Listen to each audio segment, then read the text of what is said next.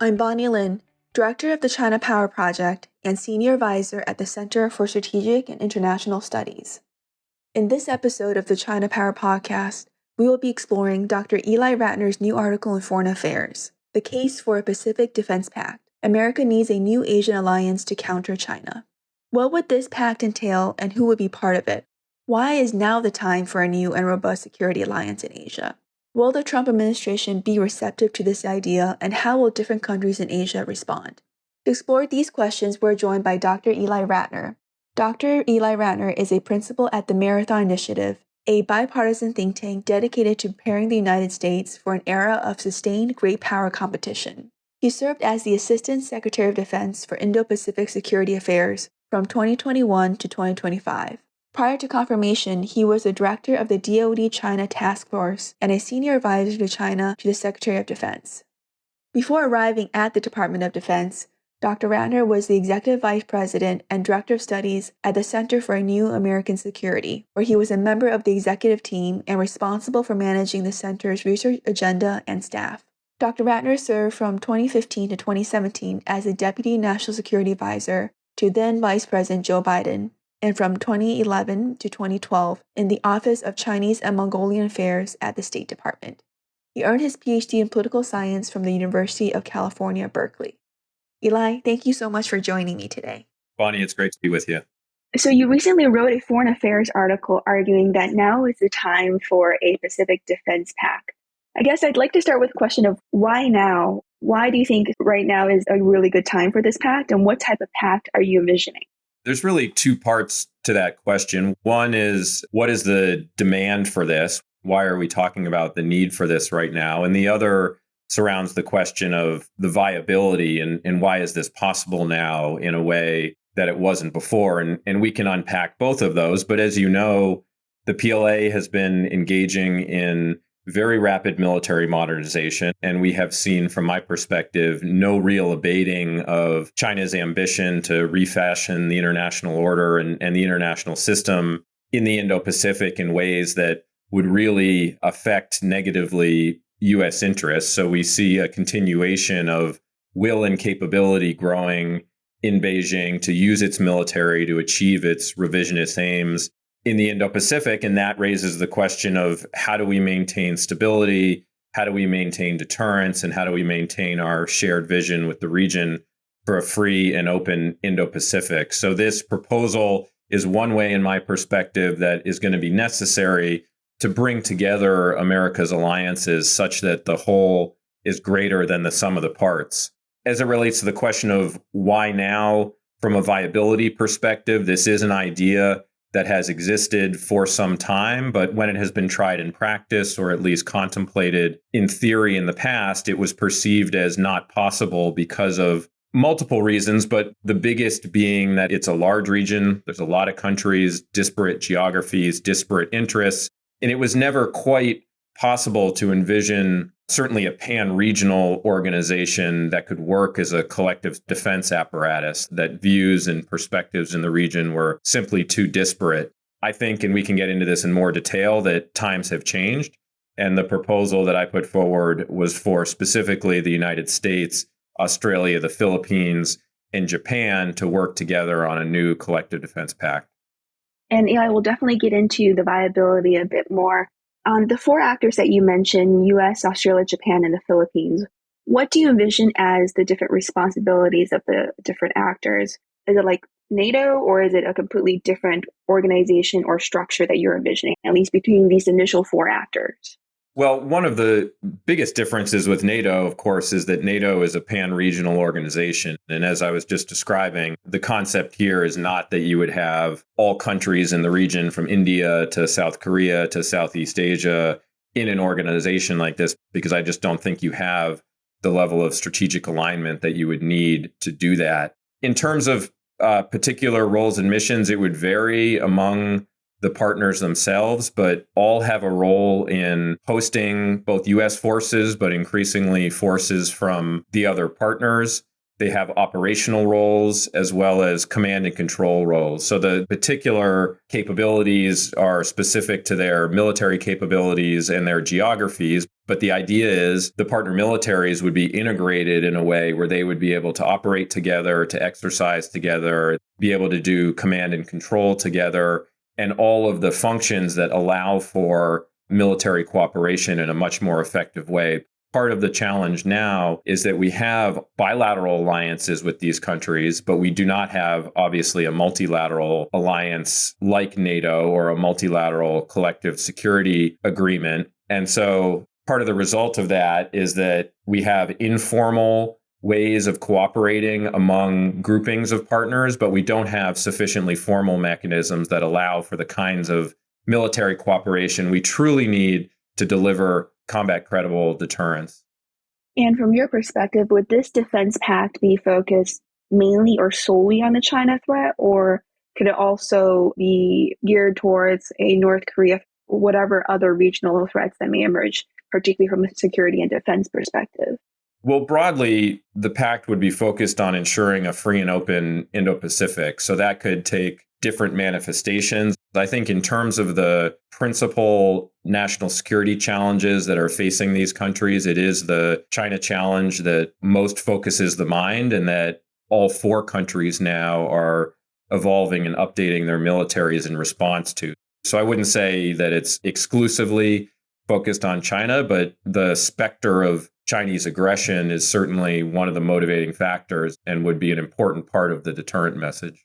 And in terms of the different roles and missions that you highlighted for at least these initial four actors, and I know your article talks about also bringing in other actors, which we can talk about a little bit later. Do you think that these four actors all need to increase their defense spending or significantly change their defense policy in order to allow this pact to form? Because as you know, I think one of the emphasis in the Pentagon right now is not only that our allies and partners need to work more closely with the United States, but they also need to spend significantly more in the region.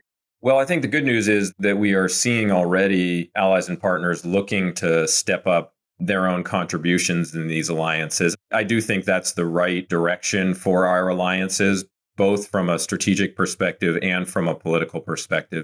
If you look at the alliances themselves, they were designed in the wake of World War II in a very different context, when the United States had military primacy in the region, when the threat from China was quite minimal, and when the partners themselves did not have a lot of capability to contribute. And so they evolved in a relatively asymmetric fashion. I think given that all of those factors have largely changed, that the U.S. military does not have singular primacy in the way that it has had in the past, that the China challenge, the China military threat is so much bigger than it used to be, but also that these partners are now, in some instances, some of the most advanced countries in the world technologically, and they have more resources to contribute to these alliances, and they ought to be sharing a larger burden. So part of that is increasing in defense spending, but I also think that's a too limited view of this question of designing a new reciprocity within our alliances, and we ought to be thinking about roles and missions and other types of contributions that our allies and partners can make. So that has been a strong emphasis of the Trump administration. Again, I think that's a useful direction to be taking, because I think we want our alliances to be not only strengthening deterrence, but also politically sustainable. And for them to be sustainable, there has to be a perception in the United States that these partners are pulling their own weight. And so again, we have seen in polling in the United States strong support for alliances, but also strong support for partners to be paying their fair share. So I think that's not just a Trump administration priority. I think that's a reality in terms of making our alliances and partnerships more sustainable politically into the future. So how to get there and the way to do that is something we ought to be focused on. But the overall thrust is, yes, more defense spending and larger roles in the region in terms of deterrence and operations and exercises. So one of the concerns I think folks may have about new pacts or defense relationships is whether that would entangle the United States more. From your perspective, would this defense pact require more involvement or potentially draw the United States into more crises or conflicts in the Indo-Pacific? Well, I don't think so, Bonnie. And I think that's one of the reasons why it is politically viable here in Washington is that, again, the United States already has defense commitments to Japan, Philippines, and Australia. And what we're talking about here is not the United States becoming more entangled or extending new commitments beyond what already exists today, but rather working more closely with allies and partners such that they're playing a bigger role in and of themselves and in helping to defend each other. So it is much more about bringing the collective power of our allies and partners together than it is about the United States extending even greater commitment than already exists today. I wanted to go back to an issue that you were mentioning earlier, which is the viability of the pact. And this builds off of what you just mentioned in terms of how do we get there. In your article, you mentioned the difficulties that we faced in the region since World War II and how the same opportunity hasn't presented itself. What were some of the challenges back then? And do you think right now we face the same issues or challenges when it comes to trying to craft a Pacific Pact today? Well, the principal challenge, which I mentioned earlier, was just the variegated views and national security perspectives throughout the region. And to some degree, those still exist today. So to the extent right after World War II or in the decades that followed that there were efforts to try to unite the region in some fashion in a collective defense arrangement, those constantly faltered on the lack of alignment. I think what has changed, and the reason why, particularly among this constellation of countries, I do think there are opportunities here, are a couple-fold. One is that the strategic alignment, I think, is closer than ever. I was quite encouraged and in some cases surprised in my role as assistant secretary when I would hear partners articulating their perspectives on the threat from China in a way that was synonymous almost with the way U.S. officials and strategists were describing the problem. And that really wasn't the case 5 to 7 years ago, but there has been a transformation in Australia, in the Philippines. In Japan, it's been more ongoing over the last decade. But all of these countries now view the PRC as a primary national security challenge. If you went back a decade, from my perspective, the Australians had a much more benign view of China. That has really changed, and now they are transforming their defense strategy to be focused on the defense of Australia in great power competition and from great power challenges. And that's really a different orientation than what they've had in the past. Similarly, with the Philippines, you have a country there that was focused in previous decades on internal security, on insurgency and terrorism, and has over the last several years evolved toward a much stronger orientation toward external security and defense of their periphery, quite in reaction to Chinese pressure and coercion. And then, of course, Japan is the primary example here of a country who is evolving its national security strategy in response to the China threat, increasing its defense budget, changing its interpretation of its constitution, developing offensive capabilities, and other changes. So all of these countries, in their own way, have transformed and aligned around a common perspective of the China threat. This is not the United States knocking on the door, trying to convince these countries that we ought to be working with them on China issues. So that's really been the first major transformation. And then the other, in terms of the trends upon which this proposal is leveraging, is the growing cooperation among Asian powers themselves. You have strategists describing the Australia-Japan relationship as alliance-like. You have the Philippines having concluded a visiting forces agreement with Australia, like a SOFA, status of forces agreement that allow them to operate in each other's countries. You have the Philippines on the cusp of concluding a similar agreement with Japan, and then a whole number of exercises and operational cooperation among really countries throughout the region, but this constellation of countries in particular. So formalization of those ties would be the next step in deepening the military cooperation there, because as many of your listeners probably know, the only actual military treaties in the Indo-Pacific, with the possible exception of one between China and North Korea, are bilateral treaties between the United States and its alliance partners. The alliance partners themselves do not have relationships like that with each other. So that would be taking that intra-Asia cooperation one step further toward a formalization of those ties. So it's a big step, but it is, again, viable today in a way that wasn't necessarily the case in the past. And I'll just say one more time, the Biden administration made some really big steps in terms of building upon that intra-Asia cooperation, building what has been described as a lattice or a network or a web of cooperation among different sets of partners. But at the end of the day, when it comes to military cooperation, all of those arrangements are quite ad hoc and informal, and they don't deliver the kind of or depth of military cooperation necessary for combat credible deterrence. So it is really important to take these things a step further such that countries can not just be occasionally cooperating and exercising together, but are actually working together, developing plans, developing integrated command and control mechanisms, doing operations together. That's how you really develop the kind of cooperation you would need for crises and contingencies. And that, at the end of the day, in my view, is what will be required to ensure long-term deterrence and long-term stability in the Indo-Pacific.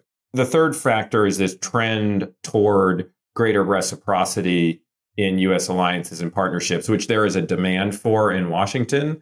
But frankly, I also see action toward in our partner capitals. Well, for instance, leaders in Japan already conceiving of Japan playing a larger role in the region, a larger role in the alliance. And so thinking about what does that look like as we're thinking about in this more collective arrangement. It is the greater strategic alignment, it is the intra-Asian cooperation, and it's the growing reciprocity in U.S. alliances themselves.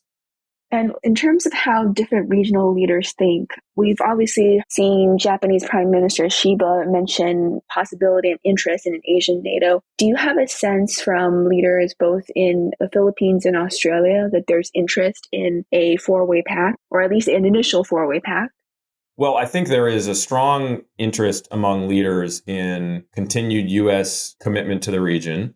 I think there's a strong interest among leaders in sustained alliance and defense cooperation with the United States. And I think there's a strong interest among leaders in deepening those intra-Asian defense ties. So I think, again, the motivating foundations of this kind of a pact are absolutely in order. And among the defense establishments, a lot of the efforts that are already underway are building and providing the kind of constituent parts you would need to be able to put something like this together. So the political step of formalizing this kind of an arrangement is something that will have to be discussed and negotiated into the future. And frankly, part of my motivation for writing the article was to generate a serious conversation around this, because I think it is something whose time has come. It obviously is sensitive. Any discussion of sovereignty and treaties are going to be sensitive and very political matters. But I do think it is time, given the nature of the growing threat, that we have these conversations. And frankly, I've received certainly a lot of private messages from friends and colleagues in the region, in and out of government, as well as here in Washington, saying, we really support this idea and we want to move forward. That's different than political leaders taking that leap of faith with each other. But I am hopeful that in the coming years, there will be serious consideration of that as an option. And I think there's a question around, in the absence of it, how confident are we that the current arrangements will be sufficient to maintain deterrence? So often this happens in policymaking where folks can come up with a lot of headwinds or challenges associated with any particular option, but it's always important to consider the alternatives. And if the alternatives are, we are just going to maintain a hub and spoke alliance mechanism in the Indo-Pacific, and we are going to have informal, ad hoc, minilateral arrangements, to me, that's not a recipe for long-term success. So I think both deserve really careful scrutiny, and on balance, moving forward with a more formal mechanism, from my perspective, is the better move. And Eli, in terms of the discussions you've had on this, as well as some of the feedback that folks have had with respect to your recent article, do you get a sense right now that among the other three U.S. allies, there's equal interest, or do you feel there's more interest from one country, and maybe one of the countries we might have to put in a little bit more effort to get that country on board? I think it's too early to say in that regard. I think that the most important thing that can happen next, and I'm seeing some of this already, which I think is a good thing, is that experts in and out of government in these capitals are discussing the merits and the challenges associated with moving forward with something like this. Of course, there are political and economic and diplomatic headwinds associated with this.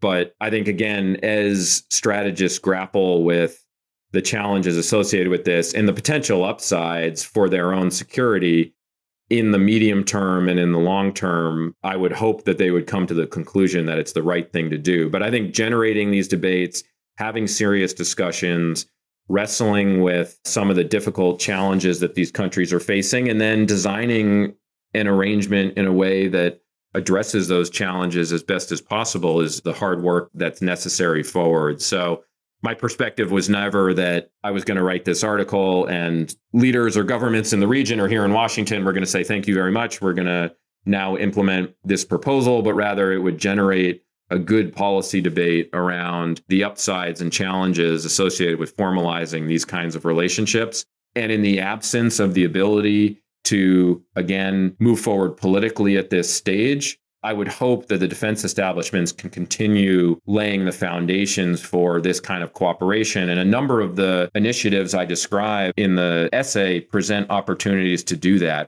For instance, we have new command and control mechanisms that we're developing in Japan and in the Philippines, and we ought to design those in a way that leaves the door open for the other partners to contribute and participate. Same for some of our maritime domain operations efforts in the region. We should be doing that collectively, as well as with our operations and exercises. So a lot of this we can do in practice on the ground, even as the political issues need to be worked out among the leaders.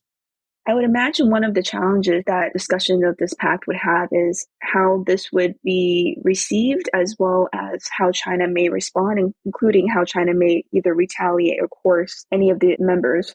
From your perspective, what have you heard of from either Australia, Japan, or Philippines in terms of concerns they might have in terms of actions China may do if this pact was to move forward? Look, I think it should be expected that Beijing would respond badly to something like this. But the question, I think, for your listeners, Bonnie, is why? Why is it that China would react negatively to this kind of a military arrangement? Because I don't think there is anybody who thinks that the United States is trying to rally its allies and partners so as to be able to conduct some kind of offensive revisionist activity in the Indo-Pacific. It is a defensive effort to try to prevent China from using its military to engage in revisionist activities to change the status quo in a way that would be deeply destabilizing to the region and to the world from an economic perspective. So I guess my response back would, yes, Beijing will respond badly because this will scuttle its plans to use violence to revise the regional order in the Indo-Pacific. I don't think that's good reason for us to back away from it, because again, you have to ask the question of what's the alternative? What's the outcome going to be if the United States says, okay, because China may react, or the partners say, okay, because China may react badly to something like this, we're not going to do it. What do you think the response from China is going to be then? Do you think it's going to be that they're going to abandon their revisionist ambitions to seize Taiwan and control the South China Sea and undermine U.S. alliances? Of course not. They're going to press ahead with that as they are today. So to me, it's worth looking at the alternative scenario, and to the best that we can prepare for Chinese coercion. We would likely expect to see economic pressure, economic coercion, operational pressure in various ways. But I think we are, as a group of allies, better off hanging together than we are trying to manage these separately. So I think that is something to be managed in the way these kinds of arrangements are described, the public rhetoric, the types of activities that they engage in, all of that would have to be managed, as is true today with U.S. bilateral alliances, such that they are not escalatory in a way that is unintended. So one would have to be mindful of that, but I don't think that the protests from Beijing are sufficient reason not to pursue down this course if one believed, as I do, that it would be an important contributor to deterrence and an important element of stability into the future. And related to this, what domestic challenges might countries face if they were interested in such a defense pact? Japan, for example, might face either constitutional or legal constraints on what it's capable of doing on the defense side. And also within the Philippines, there may be heightened concern about Chinese influence in Philippine domestic politics and elections, including Chinese funding or buying of certain political candidates. What are you most worried about?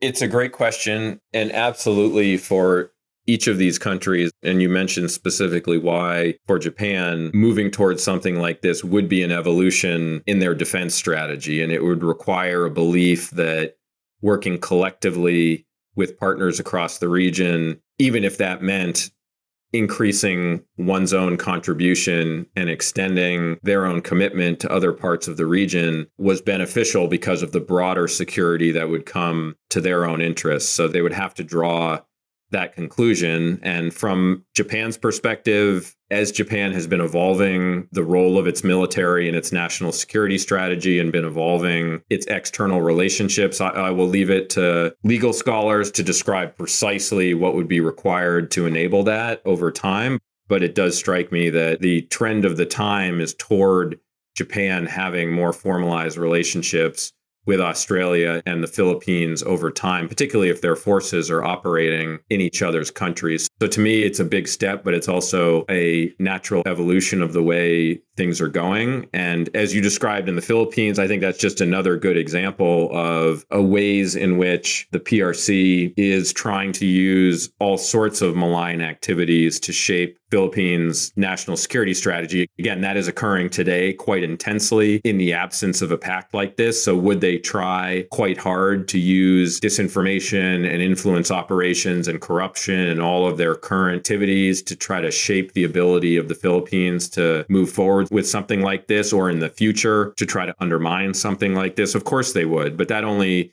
speaks to the ways we should be working together to work against that kind of and expose that kind of malign activity. So absolutely, again, these are very political issues. They're related to sovereignty. They're related to national defense. And I wouldn't expect leaders to take them lightly. And I would expect very robust domestic debates around the pros and cons of something like this. But I would not want to suggest that this step would be taken lightly.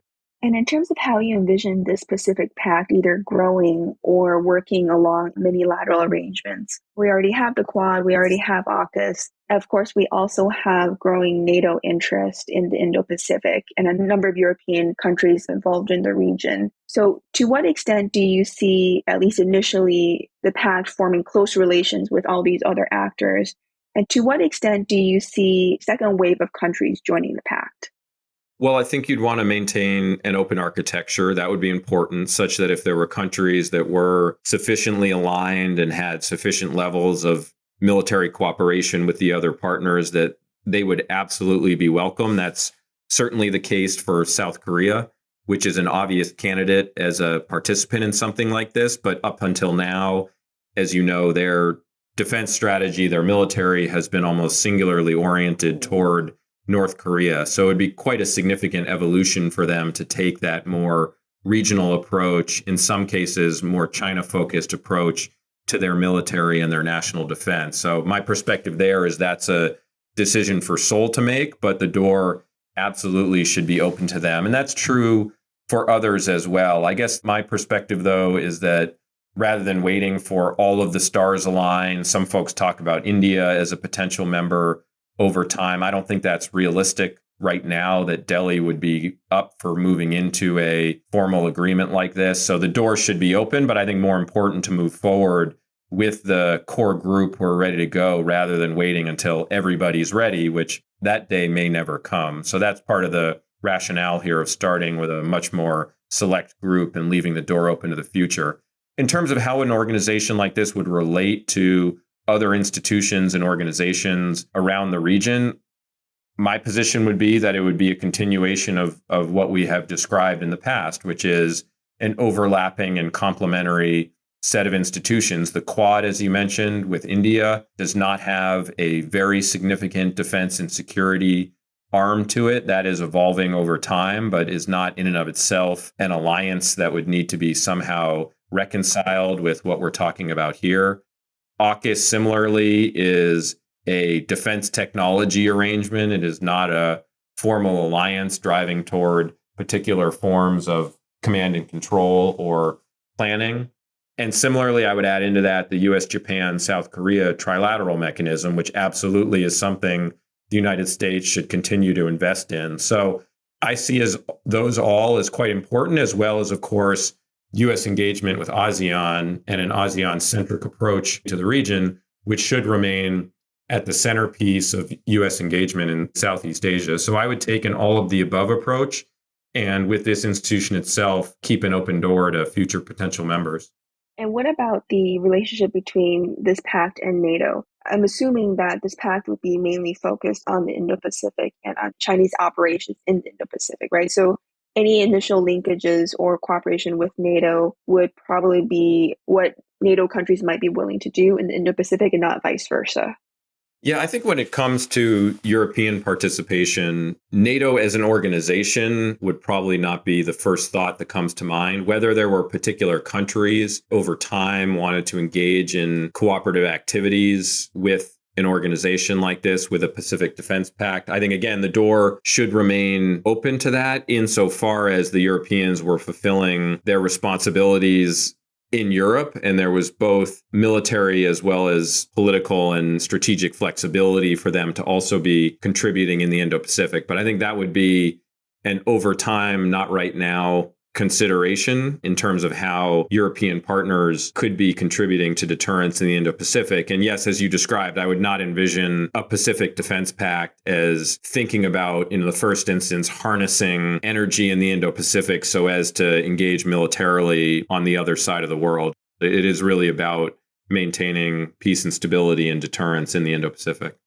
I like to close by asking you to think through how this could be either implemented or might be received by the Trump administration. I think it's quite interesting that Secretary Hegseth, when he was at the Shangri-La Dialogue, had a meeting with his Australian, Japanese, and Philippine counterparts. So it seems like there is quite a bit of, at least from that meeting, interest in this type of arrangement. But I'd love to get your thoughts of if you heard from the administration or you think that there is appetite in the administration to push forward on some type of Pacific Pact with these four countries.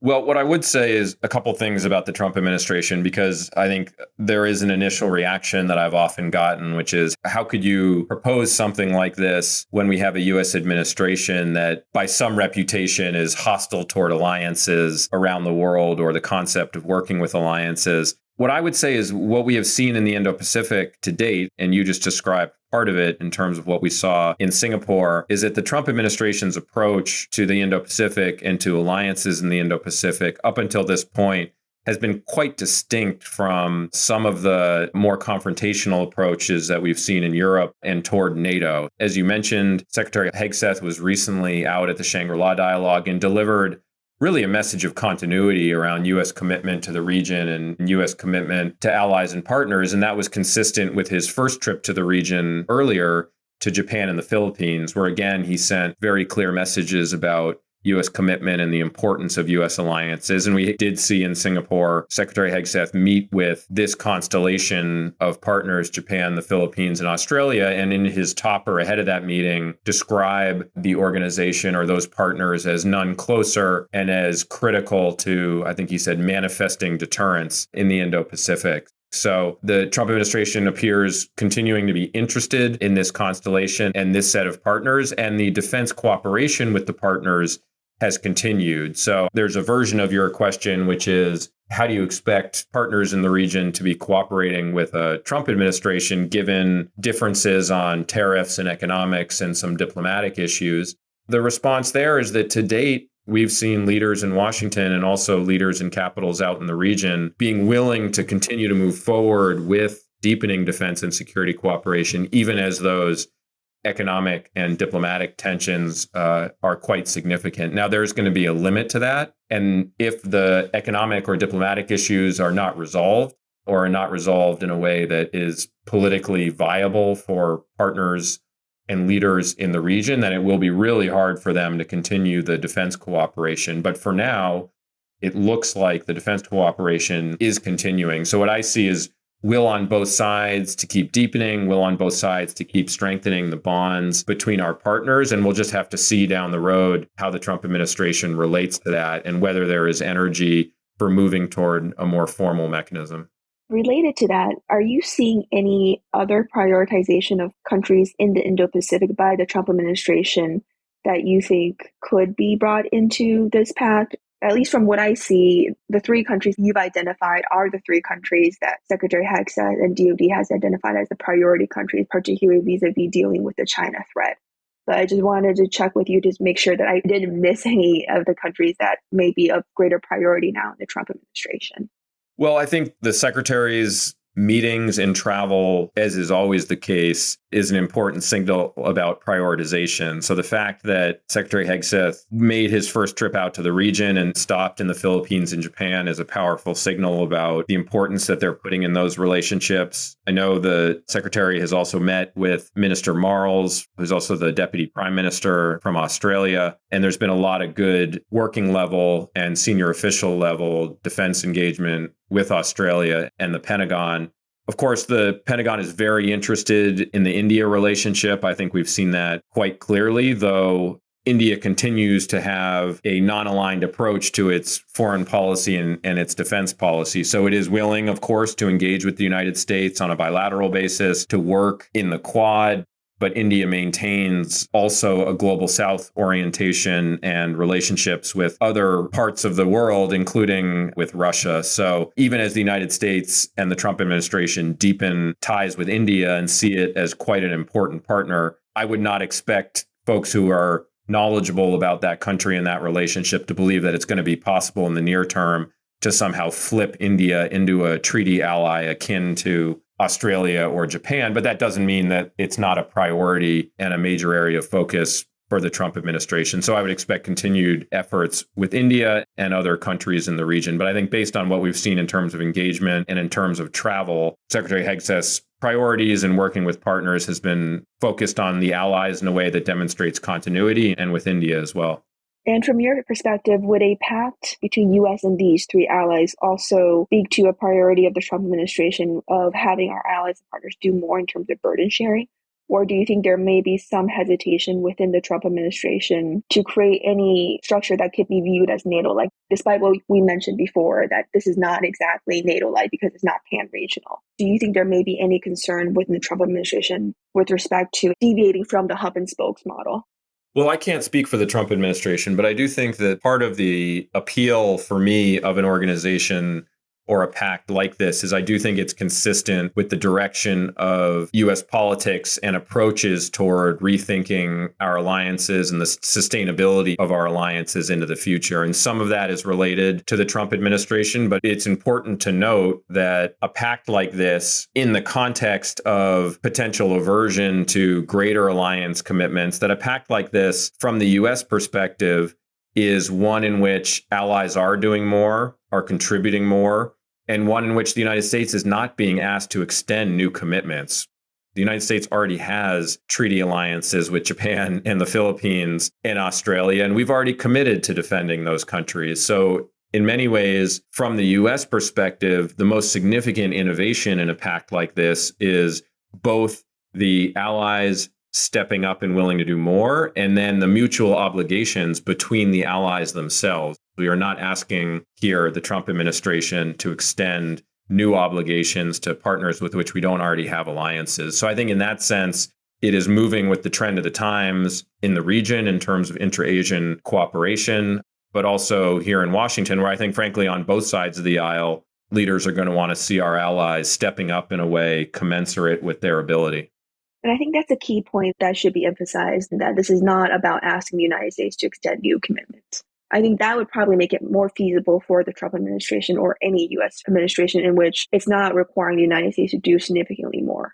So let me close, Eli, by asking you, what do you think are the next steps that should or could be taken by the Trump administration to move forward on this pact? And relatedly, this might be a bit hard to think through, but how long do you think it might take to formalize this pact? Are we talking about a couple of years, or are we talking much longer, a decade or more?